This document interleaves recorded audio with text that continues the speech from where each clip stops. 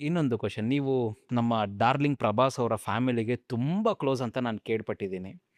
ಜನಕ್ಕೆ ಗೊತ್ತಿಲ್ದಲೇ ಇರೋ ಒಂದು ಸತ್ಯ ಪ್ರಭಾಸ್ ಬಗ್ಗೆ. ನೋಡಿ ಇವತ್ತು ನಮ್ಮ Indian film industry not only Telugu, Kannada, Tamil, Malayalam, Hindi ಅಂತಿಲ್ಲ.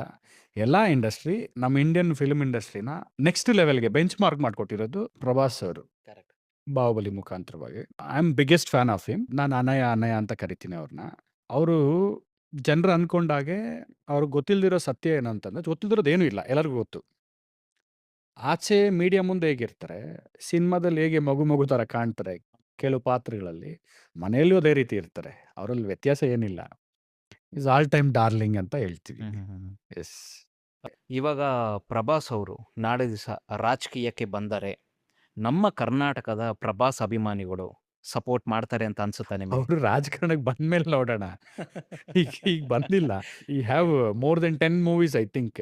ಓಹ್! 10 ಮೂವಿ ಆಹಾ! ಈಗ ಅವ್ರು ಕಂಪ್ಲೀಟ್ ಮಾಡಬೇಕಾಗಿರೋವಂಥದ್ದು ನನಗೆ ತಿಳಿದ ಮಟ್ಟಿಗಿದೆ. ಹ್ಮ್, ಹ್ಮ್, ಹ್ಮ್. ಸೊ, ಅದು ಮಾಡಲಿ. ಅಷ್ಟರಲ್ಲಿ ಏನಾಗುತ್ತೆ ನೋಡುವ. ಸೊ ಪ್ರಭಾಸ್ ಅವರು ಸದ್ಯಕ್ಕೆ ಪಾಲಿಟಿಕ್ಸ್ ಇಲ್ಲ.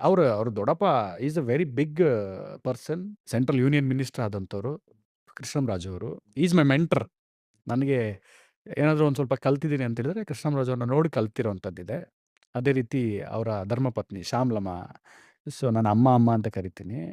ನನಗೆ ತುಂಬ ಭಾಳ ಇಷ್ಟ. ನಮ್ಮ ತಾಯಿ ಮೇಲೆ ಏನು ಗೌರವ ಇದೆಯೋ ಅವ್ರ ಮೇಲೆ ಅದೇ ಗೌರವ ನನಗಿದೆ. ಸೊ ನೀವ್ ಹೇಳೋ ಪ್ರಕಾರ ಇನ್ನೊಂದು 10 ವರ್ಷ ಡಾರ್ಲಿಂಗ್ ಪ್ರಭಾಸ್ ಅವರು ಬಿಸಿ. ಬಿಸಿ ಇದ್ದಾರೆ. ಮೂವೀಸ್ ಇದೆ. ಓಕೆ. ಶೂಟ್ಸು, ಆಹಾ! ಶೆಡ್ಯೂಲ್ಸು ಭಾಳ ಓಕೆ. ಇದೆ ಅವ್ರಿಗೆ. ಹ್ಮ್, ಹ್ಮ್, ಹ್ಮ್. ಓಕೆ.